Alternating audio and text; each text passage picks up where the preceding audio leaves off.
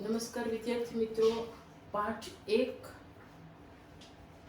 दयालु शिकारी हमने जो समझा था उसमें 2 कहानी पढ़ी थी। आज हम बुद्धिमान कौवा कहानी आगे पढ़ेंगे। कहानी नंबर 3 बुद्धिमान कौवा એટલે કે बुद्धिशाली कागड़ो। यहाँ 3 चित्र हम देख सकते हैं। प्रथम चित्र में एक डाल है पेड़ की डाल पर एक कौवा बैठा है। यहाँ पे झोपड़ी, उसके आसपास एक मटका है पानी से भरा हुआ, पर उसमें पानी बहुत ही कम है और उसके चारों ओर छोटे छोटे कंकड़ पड़े हुए हैं। दूसरे चित्र में कौवा एक एक कंकड़ अपनी चोंच के द्वारा उठाकर घड़े में डाल रहा है। तीसरे चित्र में हम देखते हैं तो कौवा उड़ रहा है। अब हम कहानी का अभ्यास करेंगे। एक कौवा था, एक कागड़ो हतो। एक बार उसे खूब प्यास लगी थी। प्यास यानी कि तरस। एक वखत कागड़ाने खूब ज तरस लागी हती। उसने इधर उधर पानी की तलाश की। उसने यानी कि कागड़ाए अहीं तहीं चारे बाजू पानी की तलाश करी, खोज करी, पर उसे कहीं पानी नहीं मिला। परंतु तेने क्यांय पण पानी न मळ्યું। आखिर उड़ते उड़ते वह एक झोपड़ी के पास पहुंचा। आखिर એટલે કે છેવટે ઉડતે ઉડતે એટલે કાગડો ઉડીને ઉડીને एक झोपड़ी पासे આવ્યો। वहां उसने एक घड़ा दिखाई दिया। वहां उससे એટલે કે કાગડાને ત્યાં एक घड़ा એટલે કે માટલું જોવા મળ્યું। घड़े में थोड़ा पानी था। घड़ा में पानी खूब ज नीचे हतुं। पानी बहुत नीचे था। पानी खूब ज नीचे हतुं। कौवे की चोंच पानी तक नहीं पहुंच सकी। એટલે કે પાણી પીવા માટે કાગડાએ ચાંચ જ્યારે માટલામાં નાખી ત્યારે કાગડાની ચાંચ પાણી સુધી પહોંચી શકી નહીં। શું કામે? તો કે આપણે જોઈ શકીએ છીએ માટલામાં પાણી ખૂબ જ ઓછું હતું। पानी ऊपर लाने के लिए कौवे ने एक उपाय सोचा। એટલે કે પાણી ઉપર લાવવા માટે કાગડાએ એક ઉપાય એટલે કે એક તરકીબ વિચારી। वहां आसपास बहुत से कंकड़ पड़े हुए थे। यहाँ पर हम देख सकते हैं कि घड़े के आसपास बहुत सारे कंकड़ कंकड़ कंकड़ એટલે કે કાકરા। तो કે ઘડાની આજુબાજુ ઘણા બધા કાકરા પડ્યા હતા। उसने एक एक कंकड़ घड़े में डालना शुरू किया।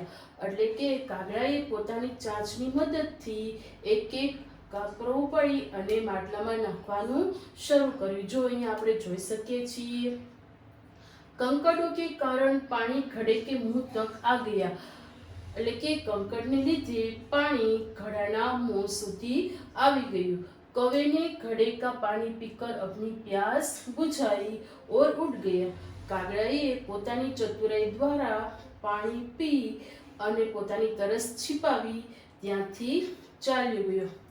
देखते हैं हम फिर से तो कि कौवे ने घड़ा देखा, उसमें एक एक कंकड़ डाला, नीचे का पानी ऊपर आ गया और कौवे ने पानी पीकर अपनी प्यास बुझाई। अब हम प्रश्न देखेंगे। प्रश्न नंबर 1, निम्नलिखित प्रत्येक प्रश्न के उत्तर के लिए दिए गए विकल्प में से सही विकल्प चुनकर उसका क्रम अक्षर प्रश्न के सामने दिए गए कोष्टक में लिखिए।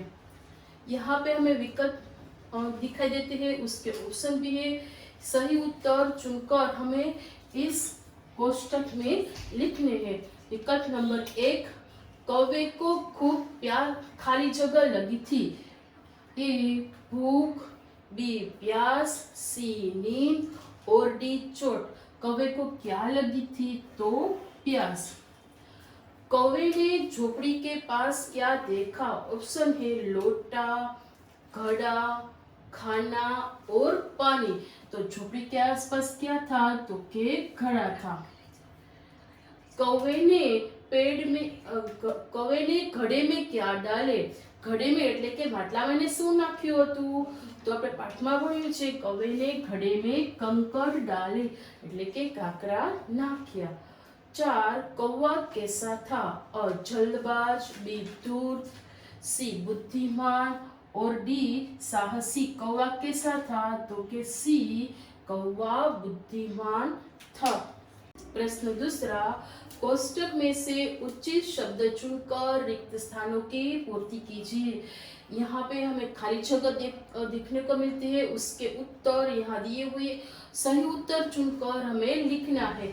कौवा खूब खाली जगह था, कौवा खूब खाली जगह था, तो के प्यासा, कौवा खूब प्यासा था। दूसरी, कौवे ने इधर उधर पानी की खाली जगह की, इधर उधर क्या की थी, तो के पानी की तलाश की थी, तलाश। नंबर 3, घड़े में खाली जगह पानी था, घड़े में थोड़ा ही पानी था, उत्तर थोड़ा। 4, कौवे की खाली जगह पानी तक नहीं पहुंच सकी, क्या नहीं पहुंच सकी, तो के चोंच, चोंच यानी कि चांच, कागड़ानी चांच पानी સુધી પહોંચી सकी न होती। प्रश्न 3, सही वाक्यांश चुनकर विधानों को पूर्ण कीजिए। यहाँ पे हमें पूरा विधान देखने को मिलता है और उसके 3 ऑप्शन है, उसमें से सही उत्तर चुनकर हमें यहाँ पे लिखना है। प्रथम, कौवे ने पानी की तलाश की क्योंकि उसे अपनी चोंच साफ करनी थी, ब उसे स्नान करना था, और क उसे खूब प्यास लगी थी। उत्तर है क। यहाँ पे क लिखने के बाद आपको पूरे का पूरा विधान यहाँ लिखना है। नंबर 2, उड़ते उड़ते कौवा, ऑप्शन 1 मकान की छत पर आ गया, ब एक झोपड़ी के पास पहुंचा, क पेड़ की डाल पर बैठ गया।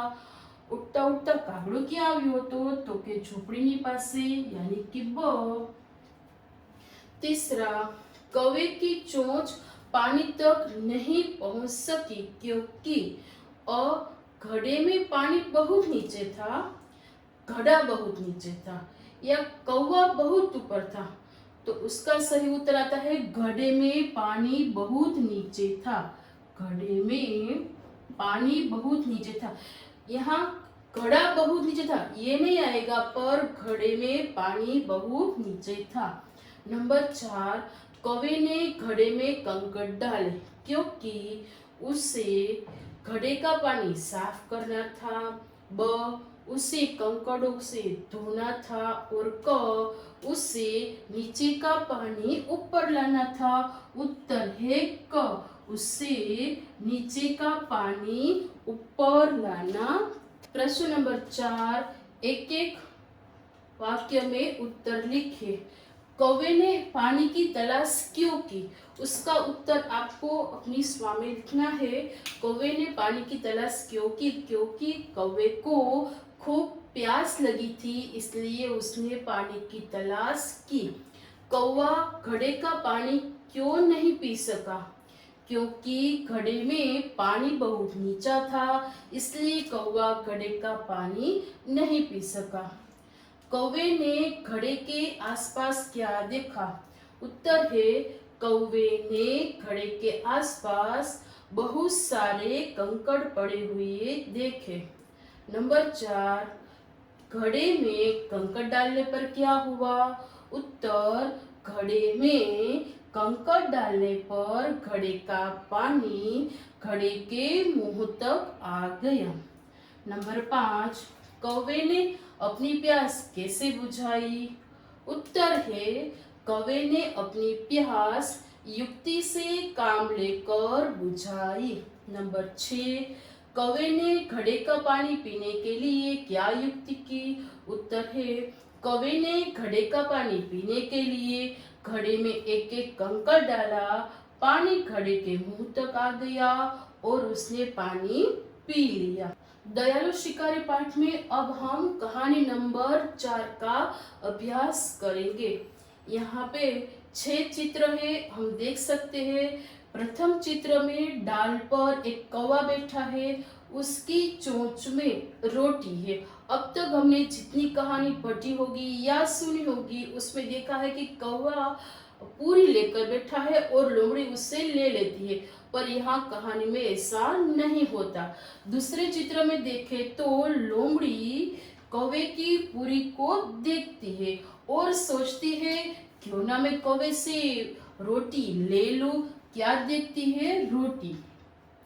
और चौथे चित्र में देखें तो लोमड़ी कहती है कि कौवा भैया, मुझे आपका गाना सुनना है, आपका गाना तो बहुत अच्छा लगता है। ये सुनकर कौवा लोमड़ी की चालाकी समझ जाता है और अपनी चोंच में रखी रोटी अपने पैरों के पंजों में दबाकर जोर जोर से काव काव करता है। यह देखकर लोमड़ी वहां से चली जाती है और कहती है यह कौवा तो बहुत ही समझदार लगता है। अब हम कहानी का अभ्यास करेंगे। एक बार एक कौवे को एक रोटी मिली, लेकिन एक वक्त एक કાગડાને એક રોટલી મળી।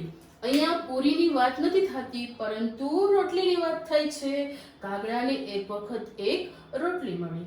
वह रोटी लेकर उड़ता हुआ एक पेड़ की डाल पर जा बैठा। તે રોટલી લઈ ઉડતો ઉડતો ઝાડની એક ડાળી ઉપર જઈને બેસી ગયો। इतने में एक लोमड़ी पेड़ के नीचे आई। इतने में એટલે કે એટલામાં એક લોમડી, લોમડી એટલે શું થાય તો કે શિયાળ, એટલામાં એક શિયાળ ઝાડની નીચે આવ્યું। उसकी नजर कौवे की रोटी पर पड़ी। એટલે કે લોમડીની નજર કાગડાની પાસે રહેલી રોટલી ઉપર પડી। उसके मुंह में पानी आ गया। રોટલી જોતાની સાથે જ કાગડાના મોંમાં रोटली जोतानी साथे ज शियाळना मुंहमां पाणी आवी गयुं। उसने सोचा कौवे को मूर्ख बनाकर मैं रोटी ले लूं। आવું કોણે વિચાર્યું હતું તો કે આવું શિયાળે વિચાર્યું હતું કે કાગડાને હું મૂર્ખ બનાવું અને તેની પાસે રહેલી રોટલી લઈ લો। लोमड़ी ने कौवे से कहा, कौवा भैया कोई गाना सुनाइए ना, आपका गाना मुझे बहुत मीठा लगता है। અહીંયા શિયાળ છે એ કાગડાના વખાણ કરવા લાગે છે અને કહે છે કાગડા ભાઈ કોઈ ગીત સંભળાવો ને, મને તમારું ગીત સાંભળવું ખૂબ જ ગમે છે, તમારું ગીત ખૂબ જ મીઠું હોય છે। કૌવા લોમડી की चालाकी समझ गया। એટલે કે કાગડો શિયાળની ચતુરાઈ ચાલાકી સમજી ગયો। उसे लगा कि लोमड़ी रोटी पाने के लिए यह नाटक कर रही है।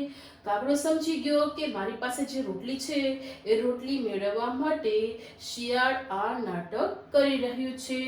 कौवे ने अपनी चोंच की रोटी अपने पंजों से पकड़ ली। चित्र में देखते हैं तो जो चोंच में रोटी नहीं है उसके पैर के पंजे में है। એટલે કે કાગડાએ પોતાની ચાંચની રોટલી પોતાના પગના પંજા વડે पकड़ी लीधी और जोर जोर से काव काव कहने लगा અને મોટેથી કાવ કાવ અવાજ કરવા લાગ્યો।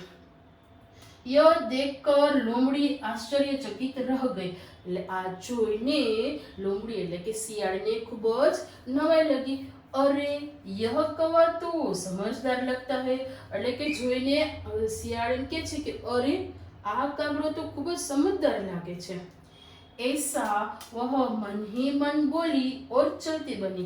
એટલે કે આવું શિયાળ મનમાં ને મનમાં બોલી અને ચાલ્યું જાય છે। फिर कौवे ने मजे से रोटी खा ली। શિયાળ ચાલ્યા ગયા બાદ કાગડાએ આનંદથી રોટલી ખાઈ લીધી। सचमुच अपनी झूठी बड़ाई सुनकर हमें गुमराह नहीं होना चाहिए। એટલે આ કહાનીમાં એવું કહે છે કે કોઈ આપણા ખોટા વખાણ કરે કે ખોટી તારીફ કરે તો આપણે આપણા લક્ષ્ય પરથી ભટકવું જોઈએ નહીં। प्रश्न नंबर 1, निम्नलिखित प्रत्येक प्रश्न के उत्तर के लिए विकल्प में से सही विकल्प चुनकर उसका क्रम अक्षर प्रश्न के सामने दिए गए कोष्टक में लिखिए। विकल्प के उत्तर हमें यहाँ इस कोष्टक में लिखने हैं। विकल्प नंबर 1, किसके मुंह में पानी आ गया? ऑप्शन है लोमड़ी के, सियारनी के, भालू के और कुतिया के। कहानी में किसके मुंह में आया था पानी? लोमड़ी के मुंह में। पेड़ की डाल पर कौन बैठा था? कोयल, कौवा, कबूतर या मोर। पेड़ की डाल पर कौन बैठा था? कौवा यानी कि बी। लोमड़ी कैसी थी? शर्मीली, बी चालाक, सी मूर्ख और डी ભોલી। લોમડી એટલે કે શિયાળ। શિયાળ કેવું હતું? ખૂબ જ ચાલાક હતું यानी बी। કૌવા कैसा था? કાગડો કેવો હતો? ધોखेबाज, મૂર્ખ, સમજદાર या ચાપલૂસ? તો કે કાગડો ખૂબ જ સમજદાર હતો। એ अपनी झूठी बड़ाई सुनकर कौवा खाली जगह नहीं हुआ। ए दुखी, बी चकित और सी गुमराह, डी परेशान। उत्तर है सी, कागड़ो गुमराह थयो હતો नहीं। प्रश्न नंबर 2, कोष्टक में से उचित शब्द चुनकर रिक्त स्थानों की पूर्ति कीजिए। એટલે કે અહીંયા આપણે ઓપ્શન આપેલા છે, એમાંથી સાચો ઉત્તર જોઈ અને ખાલી જગ્યા પૂરવાની છે। लोमड़ी ने पेड़ की खाली जगह पर कौवे को देखा। उत्तर पेड़ की डाल पर, पेड़ की डाल पर कौवे को देखा। नंबर 2, लोमड़ी ने कौवे से खाली जगह सुनाने के लिए कहा। क्या सुनाने के लिए कहा था? गाना। 3, कौवा लोमड़ी की खाली जगह समझ गया। लोमड़ी की चालाकी।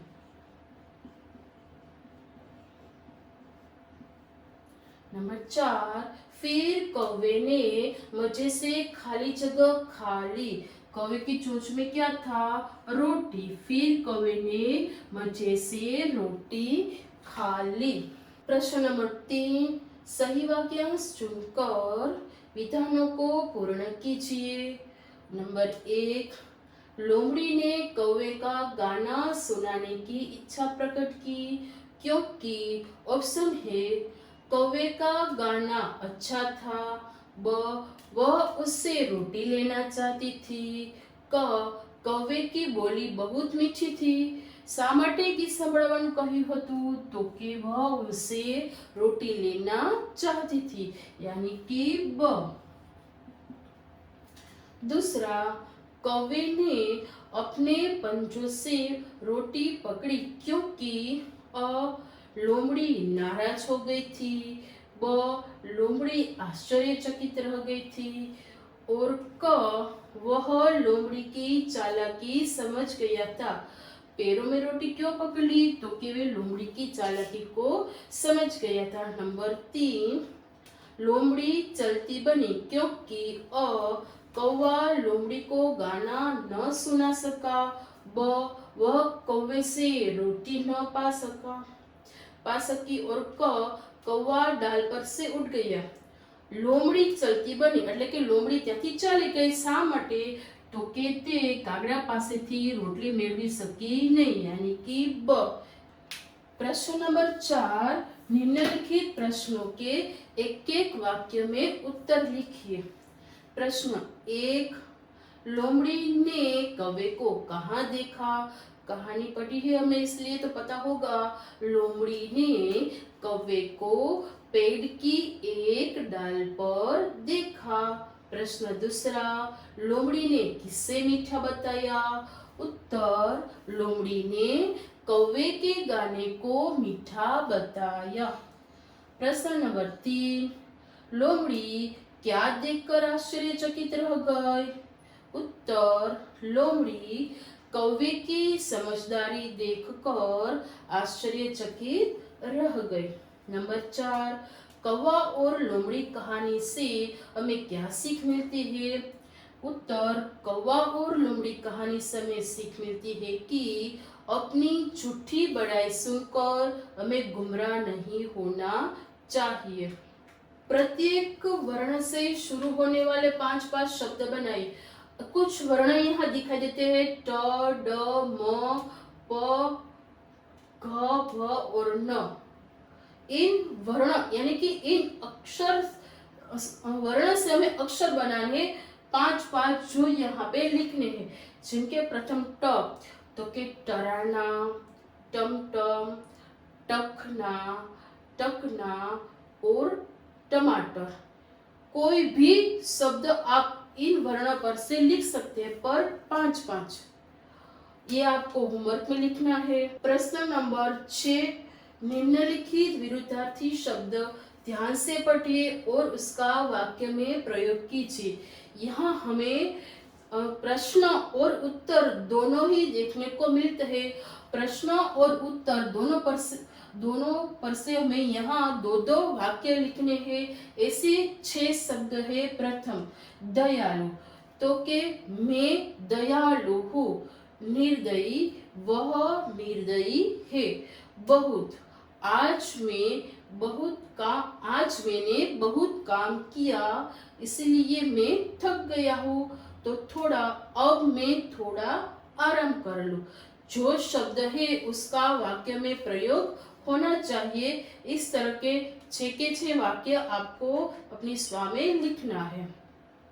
प्रश्न नंबर 7, नीचे दिए गए वाक्यों में से संज्ञा चुनकर लिखिए। कक्षा 5 में आप लोगों ने संज्ञा सीखी होगी। संज्ञा के मुख्य 5 प्रकार है: जातिवाचक, व्यक्तिवाचक, भाववाचक, समूहवाचक और द्रव्यवाचक। पर इन वाक्य में से हमें सिर्फ संज्ञा कौन सी है यह पहचाननी है। पूजन की परीक्षा 5 बजे तक चलने वाली थी। पूजन और परीक्षा ये दोनों संज्ञाएं हैं। दूसरा, सब अंबाजी जा रहे थे, तो अंबाजी संज्ञा है। तीसरा, मुझे गुलाब का फूल पसंद है, तो गुलाब और फूल दोनों संज्ञाएं हैं। नंबर 4, हिमालय की चढ़ाई बहुत कठिन है। उत्तर है हिमालय और चढ़ाई, ये दोनों संज्ञाएं हैं। 5, आज बिल्ली सारा दूध पी गई, तो बिल्ली और दूध दोनों संज्ञाएं हैं। थोड़ी देर के बाद उसे राम और श्याम मिले, तो राम और श्याम दोनों संज्ञाएं हैं।